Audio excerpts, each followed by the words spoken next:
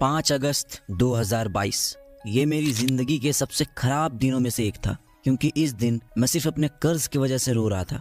और वो भी ज्यादा कर्ज नहीं, बल्कि सिर्फ 40,000 रुपए, जो मुझे 6 महीने के अंदर चुकाने थे। लेकिन प्रॉब्लम ये थी कि मैंने अभी अपने कॉलेज कंप्लीट भी नहीं करी थी। मैंने अपनी बहन की शादी के लिए अर्जेंटली किसी फ्रेंड से ये अमाउंट कर्ज लिया था और उससे वादा किया था कि 6 मंथ में लौटा दूंगा।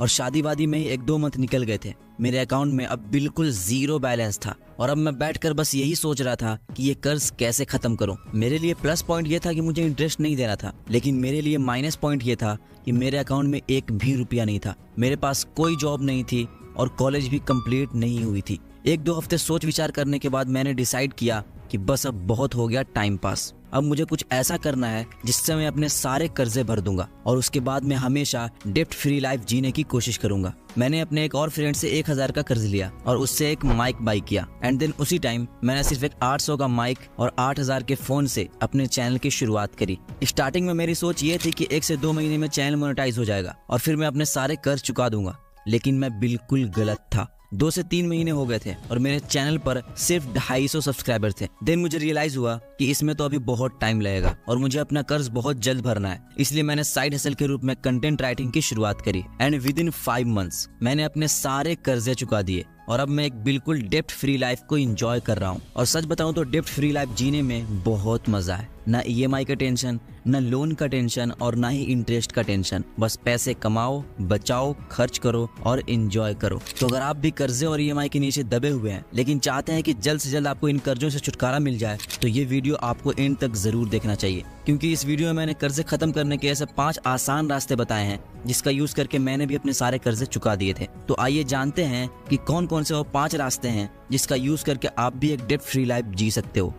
Number 1, create your budget. अपने कर्जे को चुकाने के लिए बजट बनाना बहुत ज्यादा जरूरी है, क्योंकि बजट से आप आइडेंटिफाई कर पाओगे कि डेप्ट को चुकाने के लिए आपके पास कितना पैसा है। सबसे पहले आप पेपर पेन निकालो और 2 कॉलम बना लो। एक साइड आप ये लिखो कि आपके पास हर महीने कितने पैसे आ रहे हैं, यानी कि आपकी इनकम कितनी हो रही है। दूसरे कॉलम में आप ये लिखो कि आपके खर्चे कितने हैं। खर्चे से सेंस ये है कि डेप्ट को छोड़कर आपको अपनी नॉर्मल लाइफ जीने के लिए, जैसे ration, electricity bill, internet bill, gas, petrol, ये सब में आपका कितना खर्चा हो जाता है। अब अपनी इनकम से इन सारे खर्चों को माइनस कर दो। जितना अमाउंट बच रहा है उसको 2 पार्ट्स में डिवाइड कर दो। फर्स्ट आपके EMIs के लिए एंड सेकेंड आपके इंटरेस्ट वाले कर्जे के लिए। फाइनेंशियल रूल ये कहता है कि एक इंसान को अपनी इनकम का 50% अपने एक्सपेंसेस में, 30% अपने वांट्स में और 20% अपनी सेविंग्स में लगानी चाहिए।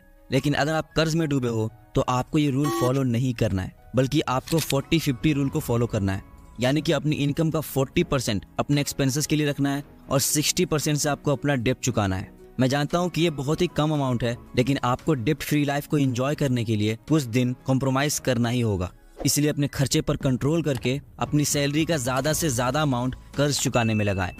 नंबर 2, प्रायोरिटाइज योर डेप्ट। अब आपको पता चल गया है कि आपको अपनी इनकम का कितना % डेप्ट को चुकाने के लिए यूज करना है, तो उसके बाद आपका अगला काम है अपने डेप्ट को प्रायोरिटाइज करना। आपके ऊपर जितने भी कर्जे हैं उसको आप उनके परसेंटेज के अकॉर्डिंग लिख लो, यानी कि जिसका सबसे ज्यादा इंटरेस्ट रेट है वो सबसे पहले, एंड फिर उससे कम इंटरेस्ट रेट वाला, एंड देन उससे कम वाला, एंड सो ऑन। एक बात का हमेशा ध्यान रखना कि कर्जा कितना है उस पर ध्यान नहीं देना है, बल्कि इंटरेस्ट रेट के ऊपर ध्यान देना है। और सबसे पहले आपको वही डेप्ट चुकाना है जिसका इंटरेस्ट रेट सबसे ज्यादा है। कितने लोग तो लिखेंगे ही नहीं, क्योंकि उनका कहना होता है कि हम लिखते हैं तो हमें डर लगने लगता है कि इतना ज्यादा कर्ज है हमारे ऊपर, हम कैसे चुका पाएंगे वगैरह वगैरह। लेकिन जब तक आप लिखोगे नहीं तब तक आप कैसे जानोगे कि आपको कितना कर्ज भरना है और कैसे आप अपनी इनकम को डिवाइड कर पाओगे। इसलिए आपके सारे कर्जे का लिस्ट एक पेपर के ऊपर जरूर होना चाहिए। जब आप इंटरेस्ट वाइज अपने सारे डेप्ट को लिख लो तो धीरे धीरे आप उन सारे डेप्ट को भरना शुरू करो। कई लोग ऐसा भी करते हैं कि जो सबसे छोटा कर्जा होता है उसको सबसे पहले भरते हैं, ताकि नंबर्स ऑफ लोन कम हो जाए और उनको एक साइकोलॉजिकल हैप्पीनेस मिले कि मैंने भाई 2 से 3 लोन चुका दिए हैं, अब सिर्फ 3 लोन और बाकी रह गया है। कई लोग ऐसा भी करते हैं कि जिस लोन की वजह से उनको मेंटली टॉर्चर किया जाता है उसको सबसे पहले भरते हैं, ताकि उनके सर से ये बोझ कम हो जाए। जैसे कई बार क्या होता है कि लोन लेने के बाद बार बार बैंक से फोन आने लगता है कि भाई आपने अभी तक अपना कर्ज नहीं भरा है,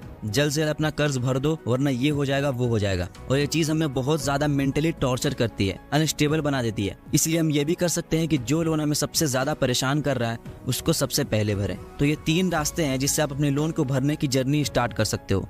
नंबर 3, कट योर एक्सपेंसेस। जब तक कर्ज पूरी तरह से ना भरा जाए तब तक आपको जितना हो सके उतना अपने एक्सपेंसेस को कम करना है। जैसे अगर आप वीकेंड पर बाहर खाना खाने जाते हो तो उसको अभी के लिए बंद कर दो। अगर आप हर महीने कुछ ना कुछ शॉपिंग करने जाते हो तो उस पर कंट्रोल करो। अपने फोन से सारे शॉपिंग एप्स को डिलीट कर दो और जहां पॉसिबल हो वहां अपने खर्चे को कम करने की कोशिश करो। फालतू खर्चा कम करोगे तभी आप पैसे ज्यादा बचा सकते हो, और जितना ज्यादा पैसे आप बचाओगे उतना ही जल्दी आप अपनी सारी डेब्ट को क्लियर कर पाओगे। इसलिए अपने एक्सपेंसेस को कम करना आपकी सबसे पहली प्रायोरिटी होनी चाहिए।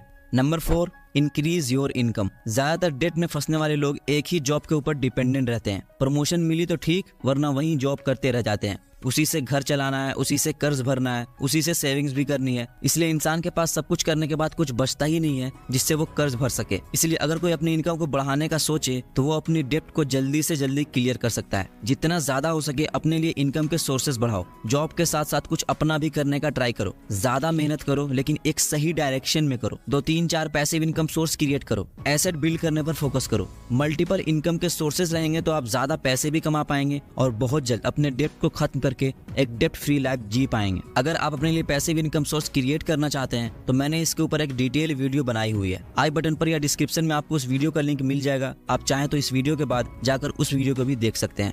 Number 5, avoid taking new debts. आजकल EMIs और क्रेडिट कार्ड के आ जाने की वजह से लोगों का पेशेंस खत्म हो गया है। पहले लोगों को कुछ लेना होता था और पैसे नहीं होते थे तब वो इंसान कुछ नहीं ले सकता था, लेकिन अब instant loan, credit card, EMIs वगैरह के मार्केट में आ जाने की वजह से लोग अपने ऊपर के कर्ज नहीं देख पा रहे हैं। बस जरूरत पड़ती है और लोन लेते चले जाते हैं, चाहे वो क्रेडिट कार्ड के फॉर्म में हो, EMI के फॉर्म में हो या फिर बैंक से लिया गया लोन हो। हमारे ऊपर कितना कर्ज है हम गिनते भी नहीं है और लोन के ऊपर लोन लिए चले जाते हैं। लेकिन अगर आप लोन को क्लियर करना चाहते हैं तो ये जरूर ध्यान देना कि जब तक एक लोन आपके सर से ना उतरे आपके ऊपर दूसरा लोन नहीं आना चाहिए। अगर आप ऐसे ही नए नए लोन लेते रहोगे तो एक टाइम ऐसा आया कि आप अपनी सैलरी से सिर्फ लोन के इंटरेस्ट ही भरते रह जाओगे और कभी भी डेब्ट फ्री लाइफ नहीं जी पाओगे। इसलिए नए नए लोन लेने से बचें और कभी भी बिना इमरजेंसी के सिर्फ अपने शौक पूरा करने के लिए लोन ना लें।